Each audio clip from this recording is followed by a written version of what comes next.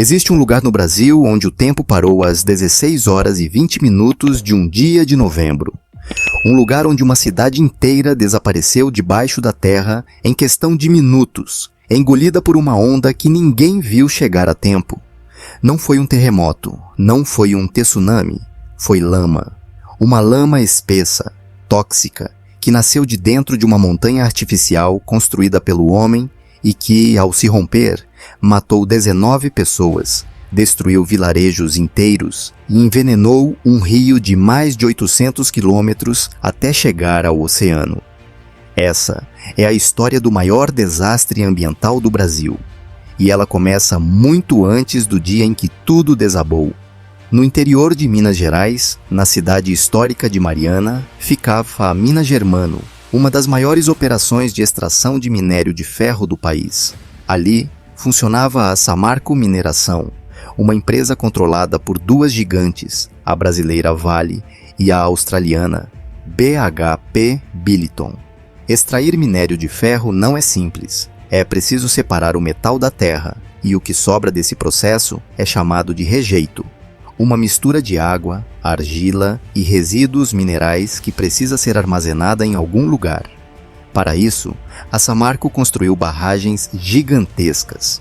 A principal delas se chamava Barragem do Fundão, e dentro dela, ao longo dos anos, foram se acumulando dezenas de milhões de metros cúbicos de lama de rejeito. Uma barragem de rejeito não é como uma represa de água comum. Ela é construída em etapas, sendo elevada aos poucos, ano após ano, para caber cada vez mais material dentro dela. Cada elevação é um ponto de risco. Cada metro a mais de altura aumenta a pressão sobre a estrutura. E em 2013, segundo o relatório final do Ministério Público de Minas Gerais, o eixo da barragem foi recuado para permitir reparos em uma galeria que já apresentava vazamentos.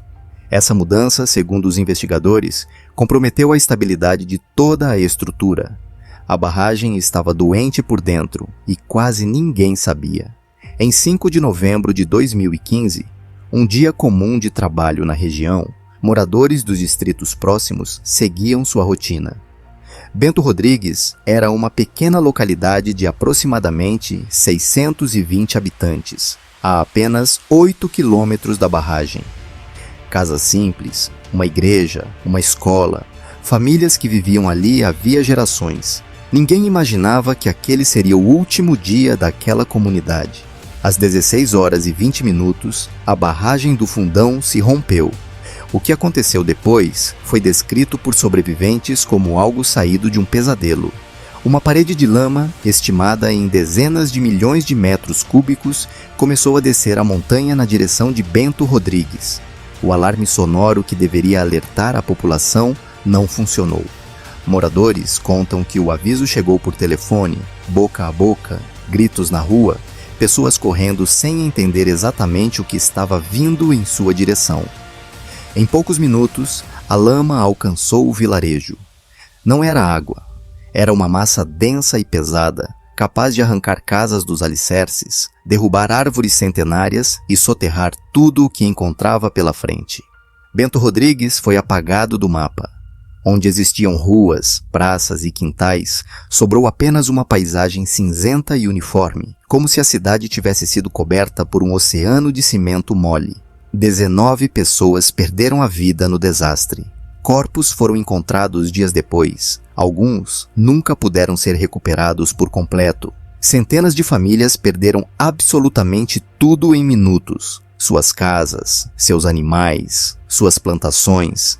A história de gerações inteiras enterradas sob uma camada de lama que, em alguns pontos, chegava a vários metros de altura.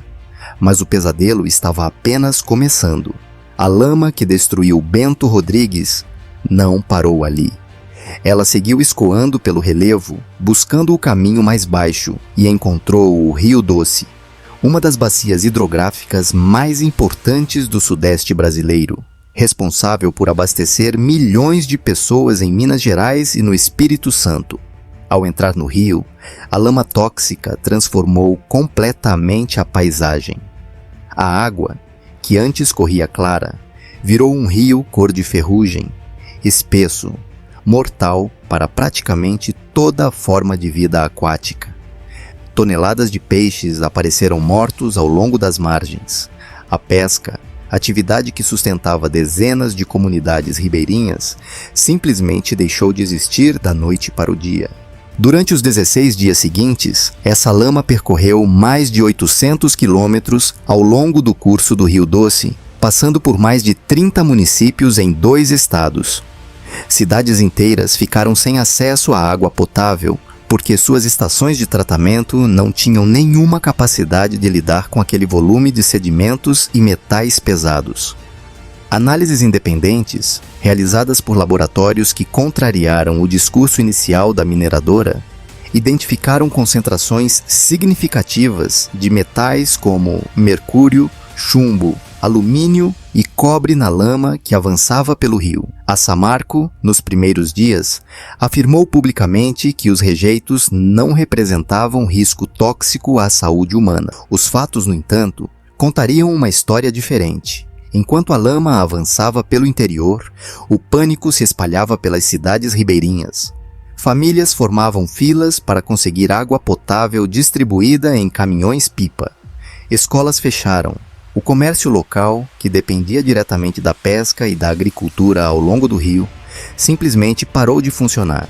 A economia de Mariana, cidade que tinha cerca de 80% de sua arrecadação ligada à mineração, entrou em colapso quase que instantâneo.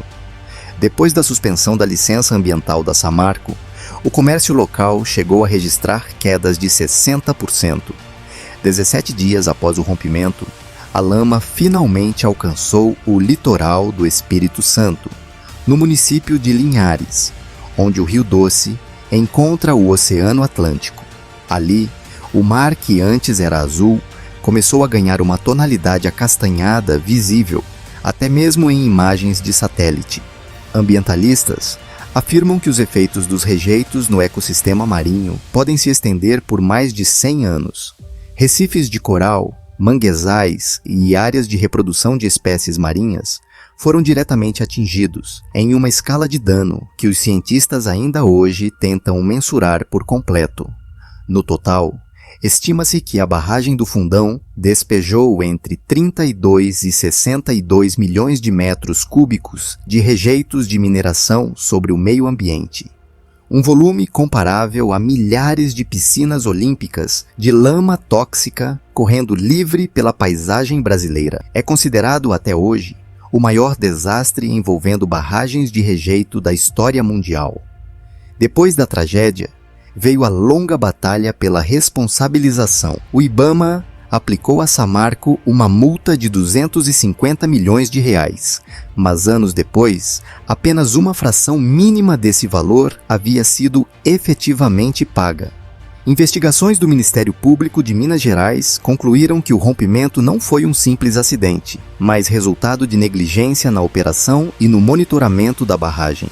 Em 2016, foi criada a Fundação Renova, formada por representantes da Samarco, da Vale, da BHP Billiton, de governos estaduais e federais, com a missão de reparar os danos causados às comunidades atingidas. Mas para milhares de famílias que perderam suas casas, suas terras e seus entes queridos, nenhum acordo financeiro seria capaz de devolver o que a lama levou embora naquela tarde de novembro. Hoje, quem visita a região onde ficava Bento Rodrigues encontra um cenário fantasma. Estruturas de concreto emergindo de um solo ainda marcado pela passagem da lama. Memoriais improvisados por moradores que se recusam a deixar que a história seja esquecida. O Rio Doce, mesmo anos depois, ainda carrega cicatrizes visíveis do que aconteceu naquele dia.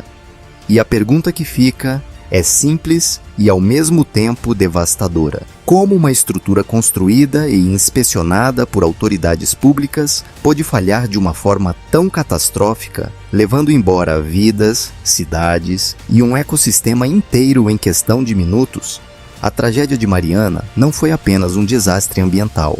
Foi um retrato brutal do que acontece quando o lucro é colocado acima da segurança das pessoas que vivem à sombra das montanhas artificiais criadas pela mineração.